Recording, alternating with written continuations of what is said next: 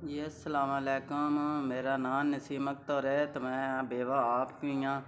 तो यह मेरे को यतीम बच्चियाँ ना, एक मेरा पुत्र है यो भी फौत हो गया, मेरी नूह भी फौत हो गई। पहले नूह फौत हुई है, मुन मेरा बेटा फौत हो गया। तो तेरा मेरा कार के ना ते आ वक्त पास करनी आ ते ना मेरे को कोई खाने जोगा है ना कोई मेरे लाने जोगा होंदा है। तेरे मेरे कोई आटा लै गया या पैसा लै गया, अपना टाइम पास करती हैं पई।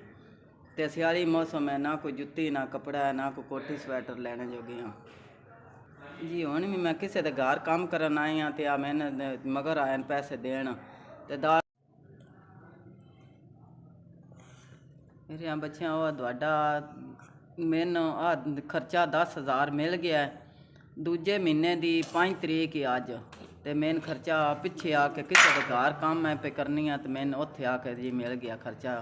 तो अल्लाह पाक सुख दे, अल्लाह तंदुरुस्तियाँ दे, अल्लाह पाक कारोबार च बरकत पाए, अल्लाह सेहदां दे। बच्चिया तुहाडी मदद होनी चाहिए है। मैनू खर्चा 1 लाख रुपया तुहाडा मिल चुका है। ये अगे अगे अल्लाह सुख दे तो अल्लाह तंदुरुस्तियाँ देवे। चाचू जी शुक्रिया, चाचू जी शुक्रिया।